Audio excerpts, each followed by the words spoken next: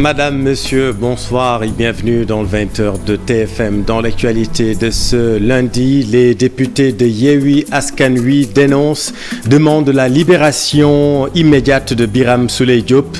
Pour l'opposition parlementaire, les motivations du projet de révision de l'article 87 sont purement politiques.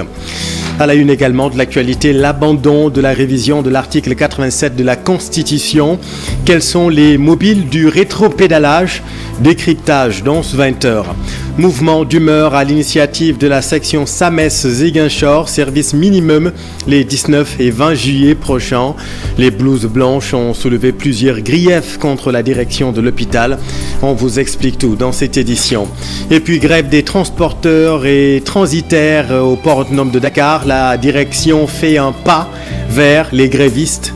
Les pénalités à la facturation et les frais de magasinage sont annulés. Les détails dans cette édition. Voilà pour les titres et tout de suite le développement.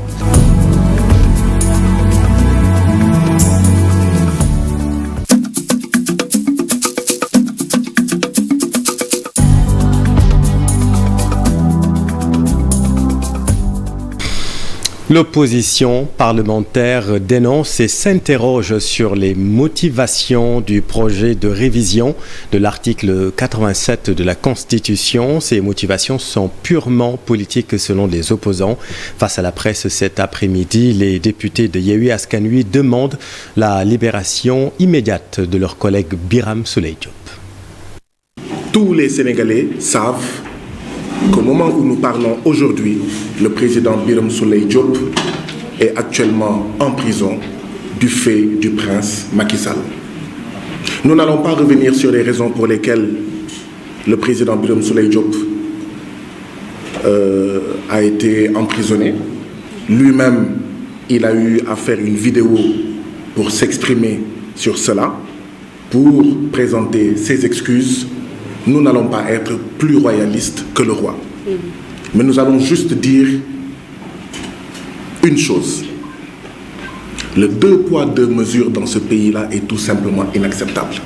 Nous avons déposé le 13 juillet dernier une proposition de résolution, nous, groupe parlementaire Yewwi Askan Wi, pour la libération immédiate, déposée à l'Assemblée nationale, pour la libération immédiate, sans délai et sans condition, du président Birame Souleye Diop, dont les droits sont bafoués, piétinés, le règlement intérieur bafoué, la constitution piétinée. Et c'est ce que notre collègue, président Ayib Daffé, voulait évoquer ce matin, quand vous l'avez entendu dire, rappel au règlement. Il voulait évoquer l'article 51 du règlement intérieur et exiger qu'avant que la session extraordinaire d'aujourd'hui ne continue, que le président Birame Souleye Diop nous retrouve à l'hémicycle, parce que ses droits sont bafoués. Que cherche le président Macky Sall? Que veut le président Macky Sall?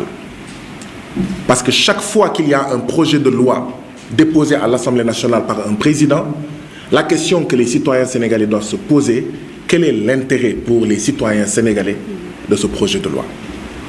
Le président Macky Sall n'a qu'à d'abord commencer à dire à ses députés: gérez bien les 26 milliards de francs CFA de budget de l'Assemblée nationale entre septembre et juillet 2023. Septembre 2022 et juillet 2023. Je suis le premier président mais de la commission, mais contrôle et comptabilité de l'Assemblée nationale, chargé du contrôle du budget de l'Assemblée nationale. Jamais il n'y a eu de réunion de cette commission. Et puis retenez que retour de parquet pour El Hadj Malick Ndiaye de PASTEF, secrétaire général à la communication, déféré au parquet. L'opposant est poursuivi pour appel à l'insurrection et diffusion de fausses nouvelles. Aliou Sané devant la chambre d'accusation de la Cour d'appel de Dakar ce mardi. Le collectif de défense des droits de l'homme dont Amnesty, la RADDHO et LSDH dénoncent le harcèlement judiciaire contre le yanamériste ainsi que les demandes d'ouverture d'informations judiciaires contre des personnes pour des délits qui auraient dû être jugés en flagrant délit. C'était le chiffon rouge à l'Assemblée nationale lors de cette session extraordinaire, la révision de l'article 87 de la Constitution. Finalement abandonné, le chef de l'État aurait lâché l'affaire sur insistance de son camp. L'opposition parlementaire était également vent debout. Alassane Ba. Il a fait l'objet d'une vive contestation, l'article 87 modifié. Et pour éteindre la polémique, la majorité a préféré retirer le projet de modification. La majorité a compris que comme c'est une source de contestation, une source de non-compréhension, on a préféré retirer sur la proposition cet article. L'exécutif, oui, l'exécutif a, de ce qu'on a aujourd'hui, vous avez vu le président a proposé, mais vous n'avez pas eu écho de l'article 87. C'est une atteinte fondamentale à l'équilibre des pouvoirs et à l'indépendance de l'Assemblée nationale. Parce que le pouvoir de dissoudre l'Assemblée nationale, il faut le rappeler, est le pendant du pouvoir de l'Assemblée nationale d'exercer sa motion de censure. Non pas contre le gouvernement en théorie pure, mais contre celui qui a la responsabilité de définir la politique de la nation. Parce qu'une responsabilité est toujours couplée à une reddition des comptes. Et la reddition des comptes de celui qui définit la politique de la nation, c'est devant l'Assemblée nationale. 158 députés ont répondu présents à l'appel ce matin. C'est parti pour la session extraordinaire. Le président a fait part aux parlementaires des différents projets de loi reçus. Après la conférence des présidents et la commission des lois, ce sera le tour à la plénière. Il faut que dans ce pays, les gens lisent et comprennent les lois. Et vous avez vu tout à l'heure un député qui a demandé rappel au règlement. Et en ce sens, en session extraordinaire, par un décret de convocation du président de la République, on n'a pas besoin d'un rappel au règlement. Aujourd'hui, le bureau de l'Assemblée nationale va statuer sur le décret et prochainement, peut-être demain ou après-demain, la commission des lois va se réunir et après, dans la semaine, Inch'Allah, on va y revenir en plénière. 3 projets de loi ont été envoyés à l'Assemblée nationale par le président de la République.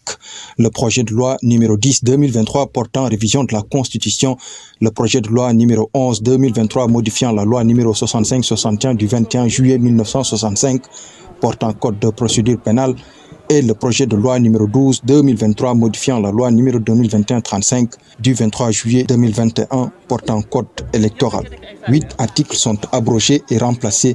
Il s'agit des articles L28, L29, L57, L120, L121, L122, L123 et L126. Voilà, ça arrêtons-nous sur ce rétro-pédalage concernant l'article 87 de la Constitution. Cette proposition n'aurait jamais dû être faite car ses motivations sont aussi lugubres qu'incompréhensibles puisque l'article en question n'a jamais été discuté lors du dialogue national selon des participants. Cher Diop Diafaraba. La modification de l'article 87 de la Constitution était au cœur des débats. Finalement retiré. Moundiaye Cissé estime qu'il ne fallait même pas penser à la modification. Je pense que tant mieux. On ne devait même pas envisager cette modification de l'article 87. Mais la Constitution, ce n'est pas un torchon qu'on utilise comme on veut. La Constitution, c'est la loi fondamentale. Les arguments avancés ne me semblent pas pertinents. C'est de fallait ces arguments qu'on avait avancés pour modifier l'article 87. Nous disons que c'est pour le prochain président, et parce que quand il va venir, il doit pouvoir être à l'aise pour dérouler, alors que la disposition actuelle ne lui permet pas de dissoudre tout de suite. Il va falloir qu'il attende le mois de septembre. Mais entre avril et septembre, c'est 5 mois. Ça peut se négocier, ça ne mérite pas une modification de la Constitution. Nous étions pour le retrait de ce projet de loi, parce que rien ni personne ne peut justifier cette modification. Ce projet de modification n'a pas fait l'objet de discussions lors du dialogue politique. Non, ça ne fait pas partie. D'ailleurs, le rapport, la synthèse du rapport vous le montrera, ce n'est que 9 pages, vous pouvez le lire. Parce qu'il y a là les points d'accord, ils n'y figurent pas, les points de désaccord, ça n'y figure pas, les points non abordés, ça ne figure pas. Donc ça n'était pas à l'ordre du jour. Ça n'est pas à l'ordre du jour, ce n'est pas un consensus, ni même un désaccord, ni un point non abordé. Et je vous le dis, depuis hier, au niveau du pôle de l'opposition, nous sommes en train de voir comment nous entendre pour faire, n'est-ce pas, un démenti, en tout cas parce que lier cela au dialogue, ça signifie simplement que ça a été discuté au dialogue, qu'il y a même un consensus et que. Alors que ça ne s'est pas passé comme ça. Ce que nous devons à l'opinion par respect, parce que nous avons été mandatés par nos différents partis, c'est de leur dire ce qui s'est passé. Le constat est là. De Senghor à Macky Sall, la Constitution a fait souvent l'objet de révisions. Alors, une clause d'éternité s'impose. Je pense qu'on doit même aller dans ça. Et l'Assemblée nationale, ce n'est pas le Conseil économique, social et environnemental ou le Haut Conseil des collectivités territoriales où les gens sont choisis, nommés. Les députés sont dépositaires de la confiance des Sénégalais. Ils sont élus au suffrage universel direct comme le président de la République. Donc on ne peut pas permettre à un président de dissoudre cette Assemblée quand il veut. Mais où va le pays si il y a une précarité de nos institutions? Les constitutions-là doivent être stabilisées de sorte que elles ne soient pas précarisées, de sorte que on se retrouve avec des questions de troisième mandat ou des questions de dissolution de l'Assemblée. Aujourd'hui, il y a d'autres réformes intéressantes comme le parquet financier, mais on n'en parle même pas. Pour rappel, la modification apportée à l'article 87 de la Constitution permettait au président de la République de dissoudre l'Assemblée nationale dès qu'il le souhaite, après saisine du Premier ministre et du président de l'Assemblée nationale, une décision qui peut être parfois source d'instabilité, selon nos interlocuteurs. Merci cher, et voilà ce que nous pouvions dire sur cette affaire. L'actualité, c'est aussi l'affrontement à Ziguinchor entre étudiants et forces de l'ordre à l'université Hassan Sek. Les étudiants dénoncent des retards notés dans l'achèvement des travaux de construction des infrastructures universitaires. Seydou Sow est le coordonnateur de l'interamicale des étudiants. Il est interrogé par notre équipe dans le Sud. À l'endroit des autorités. Parce que depuis 2015, il y a des chantiers ici au sein de l'université. Donc, dont les travaux n'arrivent pas à terminer. Et maintenant, pour les bâtiments dont les travaux sont terminés, nous réclamons l'équipement de ces salles-là. Parce que c'est 12 amphis de 150 places, puis un pavillon de 1000 lits qui est déjà construit. Donc, il ne manque que l'équipement pour que les étudiants puissent loger sur les pavillons de 1000 lits. Et ensuite, sur les 12 amphis de 150 places, donc, il ne manque que des bancs parce que tout a été installé, les clims, les tableaux, la peinture, donc tout a été fait. Ce qui manque tout simplement, ce sont des bancs. Et depuis presque 3 mois, nous sommes là à courir derrière une autorité. Ce que nous ne pouvons pas concevoir, c'est que vous ne pouvez pas, dans une université qui a 7000 étudiants, alors qu'il y a un déficit énorme de salles de classe, vous osez donc en rajouter encore 2500 étudiants sans aucune mesure d'accompagnement, surtout en termes d'infrastructure. C'est une chose que nous déplorons largement. Et que voilà, nous avons entamé toutes les négociations, toutes les voies pacifiques, nous les avons poursuivies. Mais c'était à peine perdu. Et aujourd'hui, notre seul, donc nous nous sommes radicalisés et voici donc la violence advienne que pourra maintenant. L'autre grand titre à Ziguinchor, la section SAMES veut paralyser le fonctionnement de l'hôpital régional les 19 et 20 juillet prochains. Service minimum seulement ces 2 jours pour dénoncer entre autres le retard dans l'application de l'augmentation des astreintes et la gestion jugée nébuleuse de l'établissement sanitaire. Voyons tout cela avec Lamine Bao. Seules les urgences vont être assurées à l'hôpital régional de Ziguinchor les 19 et 20 juillet prochains. Ainsi en a décidé la section SAMES de l'hôpital régional de Ziguinchor pour dénoncer un certain nombre d'aspects. Un déficit de fonctionnement des services médicaux liés à des problèmes de locaux, de ressources humaines et de matériel. Un faible niveau de rémunération et la non-application de la revalorisation des astreintes octroyées depuis le mois de janvier 2023 aux médecins, pharmaciens et chirurgiens dentistes. Un problème structurel avec l'absence d'instances de coordination dans cet hôpital. En effet, depuis bientôt 1 an, la majorité des services de l'hôpital fonctionnent au ralenti du fait de plusieurs raisons, notamment le déficit en ressources humaines qualifiées, l'absence ou la vétusté du matériel médical avec des pannes récurrentes, l'absence de produits d'urgence élémentaires de soins, la rupture continue des intrants. Ce qui irrite davantage les médecins affiliés au SAMES, c'est le peu d'efforts consentis dans la gestion transparente de l'institution hospitalière et sa politisation par le directeur, selon les syndicalistes. Le SAMES dénonce le retard injustifié des procédures d'octroi des marchés d'acquisition de matériel médical, car depuis le début de l'année, aucun marché n'a été lancé. De même, le SAMES fustige la gestion politicienne de l'hôpital, basée sur le copinage, le népotisme et le favoritisme de la part du directeur pour certains agents, avec la création de plusieurs postes non indispensables et surtout budgétivores. La section SAMES déplore l'inaction de la direction qui a abouti à la décision de paralysie de l'hôpital les 19 et 20 juillet prochains. Après avoir épuisé toutes les voies de négociation et observé plus d'1 mois de préavis, le bureau de la section SAMES du Centre hospitalier régional de Ziguinchor décide de mettre en œuvre un plan d'action qui débute par un mot d'ordre de grève totale de 48 heures avec respect des urgences les mercredis 19 et jeudi 20 juillet 2023. Toutefois, les syndicalistes ont tenu à préciser que l'objectif du mouvement d'humeur n'est pas lié à une volonté de porter préjudice à des patients dans le besoin, mais plutôt à sensibiliser l'opinion sur la situation très délétère qui règne à l'hôpital régional de Ziguinchor. Accusation fallacieuse et infondée selon le directeur de l'hôpital. Yamé Diop s'inscrit en faux. Le voici avec Lamine Ba et Lamine Mantiank. S'il y a un directeur qui respecte les procédures de passation de marché, c'est moi. Parce que quand je suis venu ici en 2021, je n'ai trouvé aucun marché. Et depuis 2021, depuis que je suis là, je lance tous les marchés de manière régulière. Par rapport au matériel médical, tout l'hôpital peut témoigner aujourd'hui que depuis mon arrivée à la tête de cet hôpital en tant que directeur, avec l'accompagnement du ministère de la Santé et de l'Action sociale, beaucoup d'efforts ont été faits. L'exemple le plus patent, c'est le bloc laboratoire. Revenant sur le problème des astreintes, l'augmentation, c'est moi-même en tant que directeur qui ai accepté l'augmentation des astreintes. Depuis que je suis là, l'année dernière, la première année, nous avons augmenté les primes de transport. Et cette année, nous avons augmenté les astreintes. Mais il y a des procédures à suivre. Parce qu'on ne peut pas vouloir une chose et son contraire. Revenant sur la politisation de l'espace, moi je pense, et à la personne qui me parle de politique, de politisation, moi je lui pose la question. Si lui-même, si elle-même n'a pas de mot d'ordre, n'est-ce pas, donc à dérouler. Parce que tout le monde, toutes les personnes qui me connaissent, savent que ici à l'hôpital, moi je suis là en tant que directeur, je gère mon poste de directeur.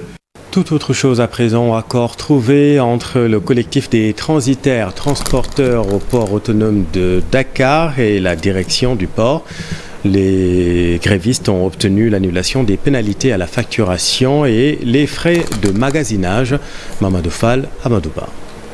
Le port autonome de Dakar retrouve son calme après presque 4 jours d'agitation. Pour rappel, le collectif des transporteurs, transitaires et commerçants avait décrété une grève illimitée pour s'insurger contre les conditions liées au magasinage, aux déclarations de marchandises et au débarquement de conteneurs. Une issue heureuse a été trouvée après le rencontre avec le directeur général du port. La reprise du travail a été consacrée ce matin grâce à des concertations très soutenues sur l'ensemble des problématiques qui sont liées à la congestion terrestre. Les conséquences de la congestion terrestre qui viennent d'une performance du déchargement des marchandises au port ont abouti à un remplissage du terminal à conteneurs et des dépôts de conteneurs vides et pleins.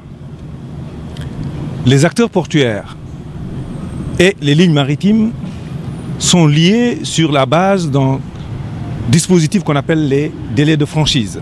Le collectif décrète ainsi la fin de la grève après les accords trouvés, à savoir la suspension des pénalités par les armateurs DP World à la facturation, l'annulation des frais de magasinage et sursari. Nous avons suspendu notre arrêt de travail qu'on avait entamé depuis jeudi après plusieurs rencontres avec toutes les autorités de cet État. Le ministre de transport maritime et le ministre de commerce ñu xamal nañu kenn ku nekk li nga xam ne moom nga war a saafara ci sunu jafe-jafe yi di nga ko saafara loolu moo tax ñu ne kon dañuy suspendre mot d'ordre de grève bi jëlandeegul li nga xam ne jox nañ ñu ko waaye dañuy continuer waxtaan ndax bëggatuñu lii di am.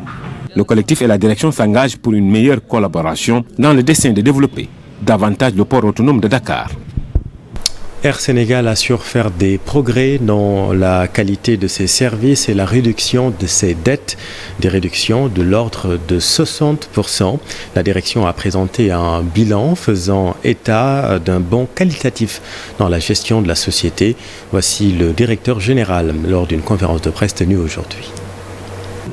Le coût des loyers d'avions qui étaient excessivement élevés qu'on a renégocié. Ensuite, comme je vous l'ai dit, il y avait un problème de yield management, c'est-à-dire une bonne étude économique des lignes, une bonne tarification. Les charges étaient trop élevées. Nous avons drastiquement réduit les charges. Nous avons réduit la flotte. Nous avons réduit le réseau parce que quand même on a trouvé à notre arrivée 1 ou 2 avions qui étaient loués comme backup, c'est-à-dire qui étaient exclusivement destinés à chaque fois qu'il y avait un avion qui était au sol, on prenait cet avion pour faire le réseau. Or, dans notre stratégie, on a arrêté, on a suspendu cette façon parce que réellement, nous avions vraiment mis le doigt sur ce qui n'allait pas, notamment la maintenance des avions, etc. Donc, quand on s'est attaqué dans notre stratégie opérationnelle à ces points-là, on a réduit en partie la dette. Mais les lignes que nous avons réduites, notamment sur l'Afrique centrale, mais Baltimore, étaient des lignes qui étaient vraiment déficitaires. Et justement, voilà ce qui a réduit la dette d'une manière considérable. Exploitation de la 5G au Sénégal, l'exclusivité revient à la Sonatel pour 19 milliards de francs CFA. L'annonce a été faite par le régulateur Abdou Karim Sall. Ouvert l'offre financière de tous les 3 opérateurs. Il faut noter que le premier opérateur, Sonatel,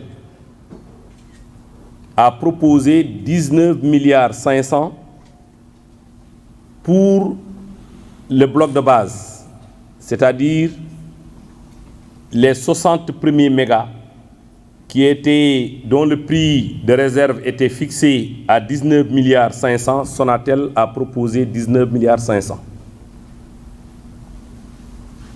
Sonatel a également décidé d'acheter 5 blocs supplémentaires, c'est-à-dire 15 milliards en plus pour disposer au total d'une quantité égale à 120 mégas. 111 mégas dans la bande 3400 et 10 mégas dans la bande 700. Le deuxième soumissionnaire se trouve être Free, Saga Africa Holding Limited. Free a proposé 2 milliards, 2 options, mais la dernière option c'est avec 3 milliards. Quant à Expresso a proposé également pour disposer des 60 mégas, c'est-à-dire 70 mégas, c'est-à-dire 60 mégas dans la bande 3400, 34 et 10 mégas dans la bande 700, Expresso a proposé 2 milliards. Alors maintenant à Louga, plus de 50 000 tonnes d'oignons attendues à Potou et ses environs. Il s'agit de la variété rouge d'Amposta que les producteurs ont commencé à mettre sur le marché. Tiernophal. La production est estimée à plus de 50 000 tonnes d'oignons selon les producteurs. Il s'agit de la variété rouge d'Amposta qui arrive à maturité en hivernage. À Taré, à Gabar et partout, on voit de l'oignon stocké. Si on considère la quantité récoltée et ce qui reste dans les champs, on a tout estimé à plus de 50 000 tonnes. Là où nous sommes, au niveau de la plateforme de stockage de Potou, une quantité importante d'oignons fraîchement récoltés et stockés sur place. Le président de l'interprofession d'oignons du Sénégal invite les commerçants à venir récupérer le produit pour approvisionner le marché. Nous invitons les commerçants qui demandent à l'État de subventionner l'oignon importé de venir à Potou pour s'enquérir de la situation. Je ne sais pas comment l'État pourrait faire ça alors que l'oignon local est toujours entre les mains des producteurs. Par rapport au prix, Mamadouba rassure les consommateurs. Aujourd'hui, le sac de 25 kg est vendu à 15 000 francs CFA. Et avec cette production, ça peut encore baisser. Dans un autre registre, les producteurs de Potou demandent à l'État de leur construire des magasins de stockage modernes pour éviter les pertes post-récolte. Nous réclamons des magasins de stockage très modernes pour éviter les pertes post-récolte. L'État doit aussi nous aider à désenclaver les zones de production pour faciliter l'écoulement de la production. Pour rappel, à Potou, les producteurs travaillent sur 2 campagnes avec 2 types d'oignons différents. La variété Orion, communément appelée Ngagnbayi, et la variété rouge d'Amposta sont cultivés chaque année dans cette partie de Niayes. Merci Tierno. À Kaffrine, la Sénélec travaille pour matérialiser l'accès universel à l'électricité, mais également améliorer la qualité de service, un soulagement pour les maires et représentants des collectivités locales. Ndai Awabei et Mam Gorwilan. Au cours de ce CRD, beaucoup de maires et de représentants de collectivités territoriales se sont plaints de la sous-électrification de leur commune. Pour nous renouveler le réseau, mais nous avons les moyens pour renouveler. Ce projet d'électrification rurale et périurbain vient donc à point nommé. Il vise à renforcer la qualité de service, mais également assurer un accès à l'électricité des populations des 3 départements de Kaffrine, selon le chef de département qualité, sécurité et environnement de la Sénélec. On était venu là aujourd'hui vraiment pour expliquer la consistance du projet, les implications et voir exactement qu'est-ce qu'il faut prendre en compte auprès des populations en termes de recommandations et de préoccupations pour que ce projet puisse être déroulé dans les meilleures conditions. Fourniture de l'électricité, transport, construction de lignes sont entre autres les volets du projet, indique le chef du projet à la Sénélec. Donc ce sont des postes qui seront alimentés par du réseau souterrain, les câbles. Ensuite on fera une extension du réseau basse tension et même le projet prévoit des branchements du réseau pour aider les populations à accéder facilement à l'électricité. Maintenant, on nous a signalé lors du CRD qu'il y a des problèmes de baisse de tension. Et on nous a parlé des coupures. Et donc, tout ça entre dans le cadre des projets que Sénélec est en train de dérouler. C'est Mbirkelan, c'est le département de Kaffrine et le département de Koungheul. Ce qui est une libération pour les autorités locales. Le député maire de la commune de Ndionyek pense d'ailleurs que l'accès à l'électricité est une aubaine pour la population de Kaffrine. Si on va à Segresego, il y a des érosions, des routes, il y a de l'érosion partout. Donc il n'y a pas de sécurité dans le village. Ils ont dit qu'ils vont renouveler le système. Ça, nous sommes très contents. Le démarrage du projet est prévu en décembre prochain. Merci Ndei Awa. Violence faite aux femmes, la CEDEAO forme à Saly, Portugal, les points focaux genre des pays de la sous-région afin de pouvoir mieux sensibiliser les populations sur les conséquences de ces violences. Professeur Fatou Sarr, commissaire genre de la CEDEAO, affirme qu'il faut accentuer la lutte sur toutes ces formes. La voici avec notre équipe à Bourg. Oui, nous sommes ici pour la formation des points focaux genre de l'outil EcoGo, c'est-à-dire l'outil qui nous permettra de pouvoir faire le suivi de nos programmes dans les différents pays avec des indicateurs très précis. Donc c'est une sorte d'observatoire qui nous permettra de voir où en est la situation de nos différents programmes dans les 15 pays représentés. Donc nous allons travailler de manière avec une démarche scientifique et rigoureuse sur la base de données. Donc on apprendra ici au point focaux comment procéder à la collecte de données, comment interagir sur la plateforme. Ça va être une plateforme interactive. Bon, c'est pas seulement le Sénégal, c'est notre sous-région qui devient une région où la violence est en train, et le monde d'une manière générale, où la violence est en train d'atteindre des sommets jamais égalés. Donc on peut le dire, c'est des questions de société. Là, vous me renvoyez à ma profession de sociologue et d'anthropologue. Donc nos sociétés connaissent aujourd'hui des mutations. Les mécanismes de gestion, d'encadrement des enfants et des jeunes font aussi défaut. C'est des phases transitoires. Et tout le travail aujourd'hui maintenant, c'est de comprendre ces réalités et d'amener les États à des politiques publiques qui soient des politiques plus protectrices. Et le cheval de bataille sur lequel moi je me bats tout le temps, c'est aux familles qu'il faut retourner, que les pays donnent aux familles les moyens de prendre en charge leurs membres. C'était la famille qui était l'espace de protection et aujourd'hui, cette famille n'est plus en mesure de le faire correctement à cause des mutations qui sont mal gérées.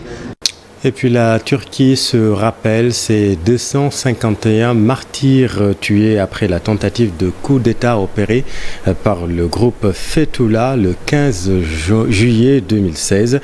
Ces événements malheureux, vous le savez, en Turquie datent de 2016. Et depuis, la Turquie commémore la date du 15 juillet. Cette année, la célébration des héros du peuple turc coïncide avec le centenaire de la Turquie.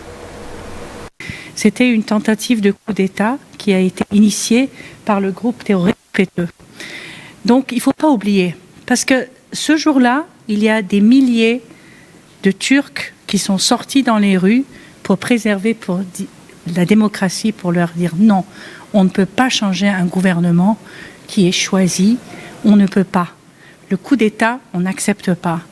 Donc c'était vraiment, ce sont des héros. Ce sont des héros qui nous ont permis de commencer le siècle de la Turquie. On l'appelle comme ça, puisque cette année, nous commémorons le centenaire de la République de Turquie, qui a été fondée en 1923. Donc on se dit que si ces martyrs, si ces gens-là, des milliers de Turcs n'étaient pas sortis dans la rue ce soir-là, eh bien cette Turquie n'aurait pas existé. Donc voilà pourquoi il faut qu'on se répète. C'est pour ça que depuis ce jour-là, nous célébrons d'une manière, parce que c'est une célébration de la démocratie et de l'unité nationale du pays, de la Turquie. Nous commémorons en même temps ces pertes en vie. Vous avez vu les images tout à l'heure quand nous avons regardé la vidéo. Vous voyez que les chars, les avions tirent sur les citoyens. Ils se jettent devant les chars pour les arrêter. Et figurez-vous que ce jour-là, ce soir du 15 juillet 2016, à 22h, quand l'événement, la tentative de coup d'État a commencé, le mot qui était le plus recherché sur Google, c'était « Comment arrêter un char ?» Parce que les citoyens turcs se sont mis devant les chars. Ils ont essayé d'arrêter les chars avec leurs mains. Et puis un mot de sport, Génération Foot champion du Sénégal pour la 3e fois de son histoire, malgré des débuts poussifs, des départs de joueurs en cours de saison ou convoqués en sélection nationale. L'effectif a souvent été chamboulé, mais au finish, les Grenades sont champions. Cher Tidiane Diao.